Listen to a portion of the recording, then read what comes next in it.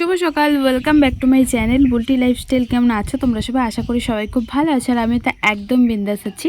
তো কালকে ভেবেছিলাম যে আজকে বিছানাটি চাদরটা কাচবো, কিন্তু আজকে তো পঞ্চমী, আমার খেয়ালই ছিল না। তারপর তো মা বললো যে আজকে তো কাচতে পারবি না তুই, আজকে পঞ্চমী। তো পঞ্চমী কার কার আছে জানি না, কিন্তু পঞ্চমী জিনিসটা হচ্ছে মা মনসার পুজো, যেটা প্রত্যেক এই পঞ্চমী একটা একটা করে পড়ে আর কি। এই মাসটা একদম পুরো টানা পালন বলতে আমার শ্বশুরবাড়িতে পালনটা একটু টাফ, আমার বাপের বাড়িতে আবার পালনটা একটুখানি সহজ। মানে আমার বাপের বাড়িতে ওই সাবানটা মাখতে নেই, সাবান বা লেলানের জিনিস কিছু খেতে নেই, কিন্তু আঁশটা খেতে আছে। যেমন তুমি মাছ খেতে পারবে, মাংসও খেতে পারবে, কোনো ব্যাপার না, শুধুমাত্র যে পালন করবে সেই খেতে পারবে না। কিন্তু আমার শ্বশুরবাড়িতে পালনটা একটু আলাদা, একটু টাফ, একটু কঠিন। কারণ আমার শ্বশুরবাড়িতে একদম কিচ্ছু খেতে নেই, শুধুমাত্র সিদ্ধ সিদ্ধ খেতে হয়, তেল ছাড়া। কারণ ছ্যাঁকছুক কিচ্ছু করতে নেই। আর বাড়ির বাইরে থাকলে কিন্তু তুমি আবার সব খেতে পারবে, কেমন নিয়ম বলো? কিন্তু কি আর করা যাবে, যেটা ঠাকুরের নিয়ম সেটা তো মানতেই হবে। তো বাইরে থাকলে বলে যে সবই খাওয়া যায়, যেমন আমি বাইরে থাকলে আমি সবই খাই, যেটা সত্যি সেটাই বলছি। কারণ মিথ্যা কথা বলে কি লাভ বলো? মিথ্যা কথা বলেও তো তোমাদের কাছে কোনো লাভ নেই, ভগবানের কাছে তোমাকে জবাব দিতে হবে। তো তাই সত্যি কথাটাই বলছি। বাইরে বলতে আমি যেমন বাড়ির বাইরে থাকলে বা আমাদের এই বাড়িতে থাকলে আমি সবটাই খাই, কিছু পালাপালি নেই আমার। কিন্তু ও বাড়িতে থাকলে একদম নির্জলায় নিষ্ঠাভাবে পালন করতে হয়, যেটা নিয়ম ও বাড়ির সেটাই করতে হয়, আর সেটাই করি। তার জন্য আজকে আমার শ্বশুরমশাই বলেছিল যে ও বাড়িতেই খাওয়ার জন্য, যেহেতু ও বাড়িতে আছে। আর ও বাড়িতে থাকলে পঞ্চমী বা কোনো রকম পালন হলে ও বাড়ি থেকেই করার চেষ্টা করি, কারণ নিষ্ঠা ভরে হয়ে যায় পালনটা। আর সকাল টাইমটায় হয় নিষ্ঠা ভরে, কী বলো তো, রাতের দিকটা তো দুবেলা তো যাওয়া যায় না ও বাড়িতে খাওয়া দাওয়া করতে, তাই একবেলাতে এ বাড়িতে খাওয়া দাওয়া হয়ে যায়। আর এ বাড়িতেও মা আমাদের জন্য নিরামিষই করে।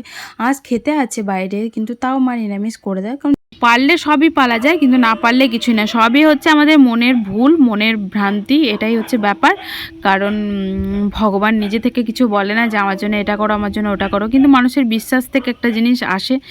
তো এই হচ্ছে ব্যাপার। তো যাই হোক, যার যার নিয়ম যার যার কাছে, আমার নিয়ম আমার কাছে, আমি কারোর সাথে আমার নিয়মের সাথে আমি গোলাতে চাই না কোনো কিছু।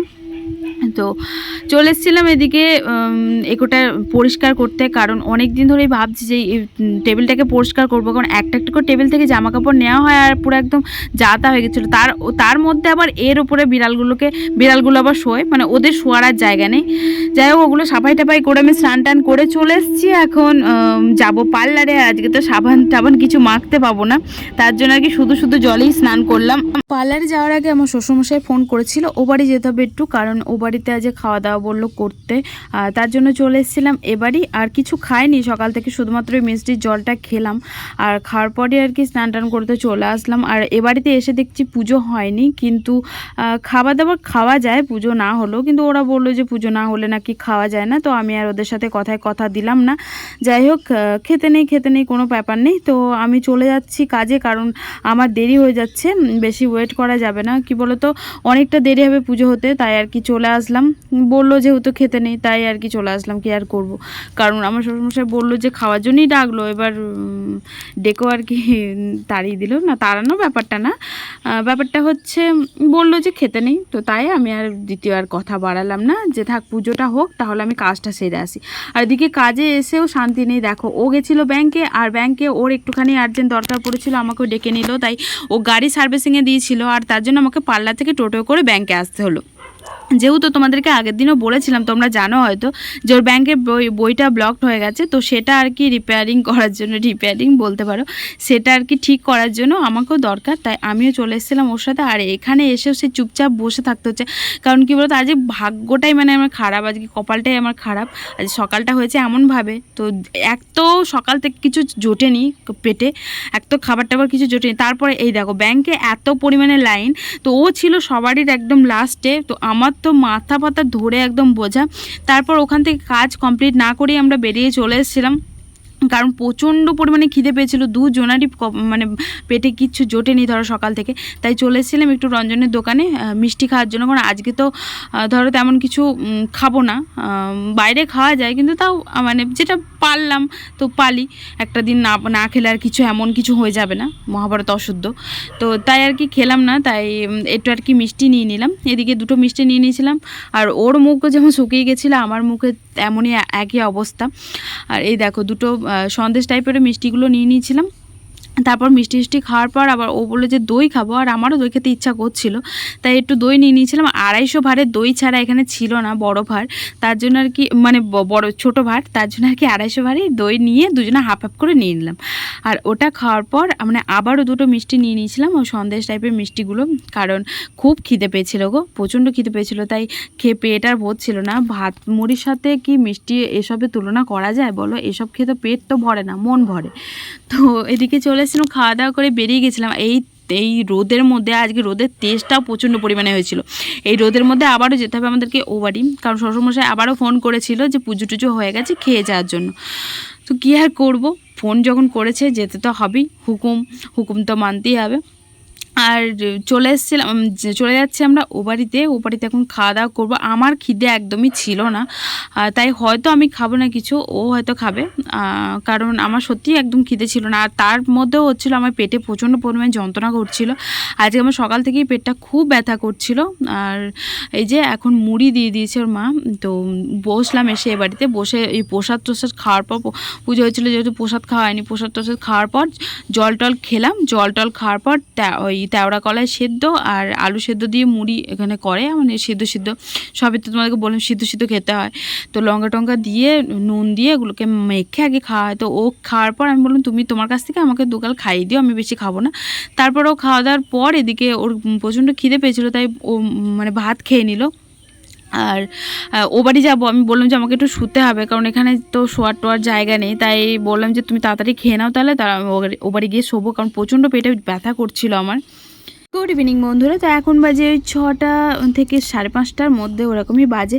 আর ও বাড়ি থেকে এসে তোমাদের সাথে কথা বলিনি, কারণ প্রচণ্ড শরীরটা খারাপ করছিল, তাই শুয়ে পড়েছিলাম আর ঘুমিয়েও গেছিলাম। ঘুম থেকে উঠে আমি তোমাদের সাথে কথা বললাম। তো চলো পার্লারে গিয়ে একবার দেখা করছি তোমাদের সাথে।